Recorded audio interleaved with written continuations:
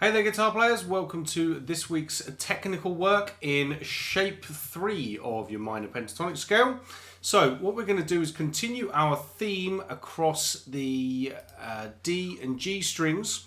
So we just learnt in the last lesson we learnt a fragment that we would play on 5/7 on the D string and also on the G string.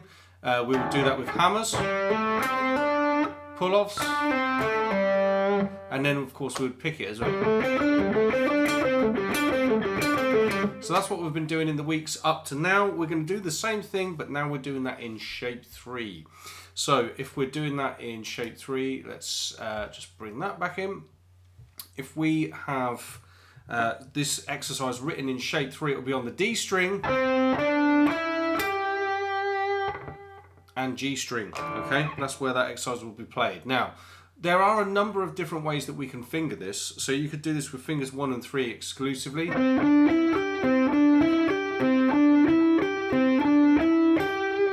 You could do it with fingers 1 and 3 and then 1 and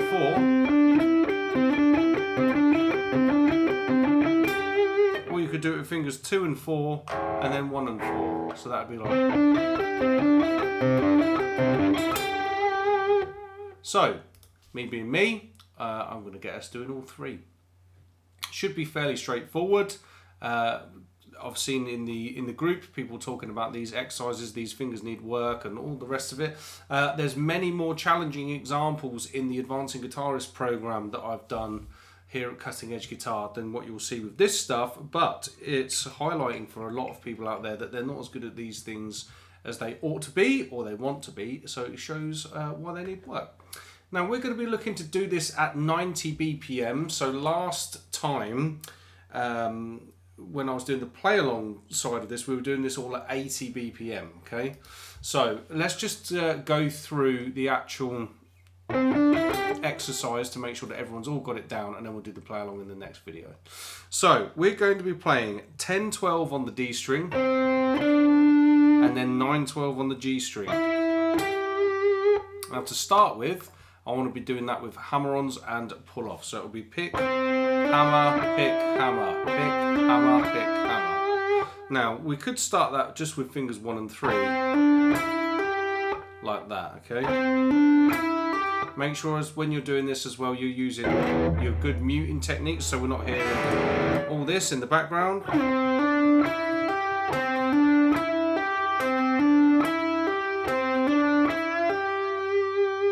Okay, and then of course if we're doing that with pull-offs, the other way around.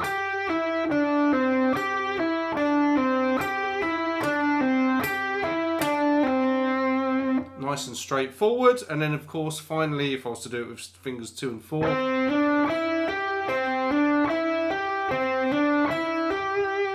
Now if I'm picking all of that as well, pick, downstroke, upstroke, downstroke, upstroke. Different fingers, I'll prompt you with that when we do the play along video, and then of course the other way round, down, up, down, up, down, up, down, up. Now in terms of your bending, we'll do some bending play along as well with the technical work. So where are you going to be bending? G string, okay? We'll be looking at bending on the G string, and then where else would we bend in shape 3?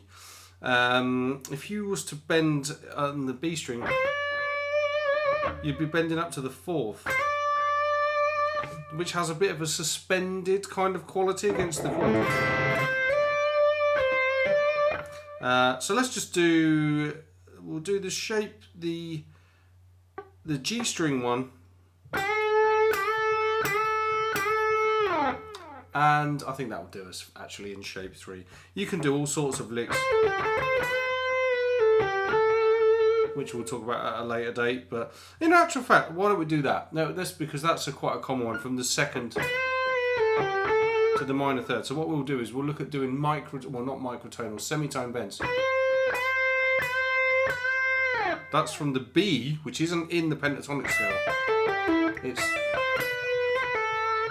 We'll bend from the B into the minor 3rd, the C. Just minor 3rd. semitone from the B, the second into the minor third. Okay, so that's all of the stuff that we're going to do in this particular session. So when we do the play along, we'll have the exercises, both hammer on, pull off, and picked either way with those two different bends. So 12th fret on your G string, 12th fret on the B string, only a semitone bend up to that minor third. So I will see you in the play along video.